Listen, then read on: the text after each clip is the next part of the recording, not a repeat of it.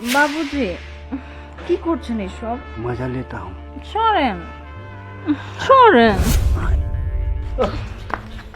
मैंने तो सोचा तुम ऊपर में बहुत अच्छा है मगर नीचे कुछ नहीं है? ऊपर में फिटफाट और नीचे में सदरघाट।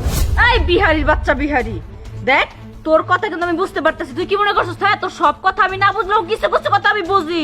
তুই আমারে কইতেছস আমার উপরে ফিটফাট ভিতরে সদরঘাট না? এই তুই সদরঘাটের কি দেখছস? হ্যাঁ এতদিন তো সদরঘাটই ভালো লাগছিল, এখন ভালো লাগে না কেন? নতুন পাইছস? हाँ तुम ठीक ही बोलता है कुछ नहीं तुम्हारा। सुनो तुमको लगेगा नहीं वो जो गणेश है ना, गणेश का भाभी बहुत अच्छा है वो, उसका गोश्त बहुत अच्छा है और तुम उफ नेस्टी है। হইছে আমার তো নষ্টই মনে হইব। ওই যে গণেশের ভাবি বিধবা, ওরে খুব ভালো লাগবো। নতুন নতুন জামাই মরছে তো বিধবা হয়ে গেছে গা। আমার মনে করবি তোর কাছে গেলে ইন্টিগ্রেটেড ভাব পাবি। আমারে দিয়ে তখন আর কাজ হয় না, না ব্যবহার করতে করতে শেষ। এক জিনিস মানুষ কয়দিন খায় খায় না, তোর দিয়ে প্রমাণ হইলো। খা দাবিনেটের কাছে ওই বিধবার কাছেই যাই, 2 দিন পরে ঘুরে ফিরে আমার কাছে এসেইব। ये जो लड़की है ना, हाँ ये बज्जात है खराब है। हाँ इसका जो बोला ना जिसको सदरघाट है, हाँ इसका नीचे भी सदरघाट है और इस सदरघाट में हम नौका में पानी में जाता है जब अंदर में घुसा हाँ देखा बड़ा बड़ा হুজুর हाँ আপনার কাছে হ্যাঁ যে কথা দিছিলাম হ্যাঁ কথার বরখলাপ করে নেয় অক্ষর অক্ষরে পালন করার চেষ্টা করেছি। আমার বৌদিরে আপনি খুব পছন্দ করছেন না? हाँ ওই যে বলছিলেন খুব শ্রেত হে হ্যাঁ। বৌদি, हाँ আমি কবি নাই দেখা, हाँ মানে জীবনে আমার বৌদির মতো সুন্দরী মেয়ে দেখেন না। कभी नहीं देखा। হ্যাঁ এই জন্য মনে করেন যে সেদিনের থেকে আমি মনে করেন যে চেষ্টা করতে করতে আজকে পটা গুটে নিয়ে আইছি। এখন এই যে আপনার হাতে ওই যে অর্পণ করে দিলাম, আপনি চেষ্টা চালিয়ে যান। हाँ जरूर चलाऊंगा, अभी चलाऊंगा, कोई बात नहीं। বৌদি দাদা তো অনেকদিন যাবতই গত হয়ে গেছে, আমি বুঝি আপনার কষ্টটা।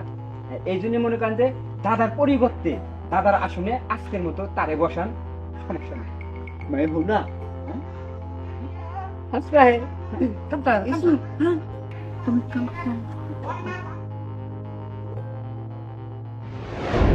বাবুজি, আমার স্বামী গত হয়েছে বলে আমি কিন্তু আপনার এই প্রস্তাবে রাজি হয়েছি।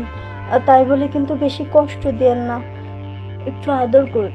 धीरे धीरे करूंगा मगर मेरा घाम कौन मुछेगा। সমস্যা নাই হুজুর, আপনি কাজ করতে থাকেন, আমি মনে করেন যে ঘাম মুছতেছি।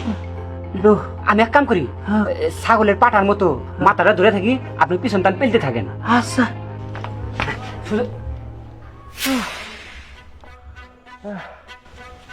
হুজুর মাথা ধরতে না ধরতে উঠে গা, মানে বুঝলাম না। तो यार हमारा जो बैटरी है ना इसको चार्ज चला गया।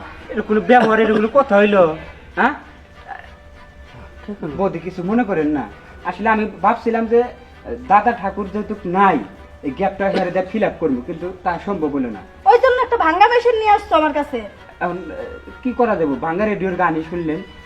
এরপরে এরপরে আপনার যে ঠাকুর বউ কথা দিল পরিজন বলে মাঠে আমি নামবো, কোনো সমস্যা নাই। আপনি ভাগ গায়া, हाँ ইজ্জত খায়গা, কার চামচা আমি হো গায়া। কিছু মনে করেন না, যুদ্ধ ঘোষণা আমি করলাম, শুয়ে পড়েন, মাঠে ঝাঁপিয়ে পড়বো।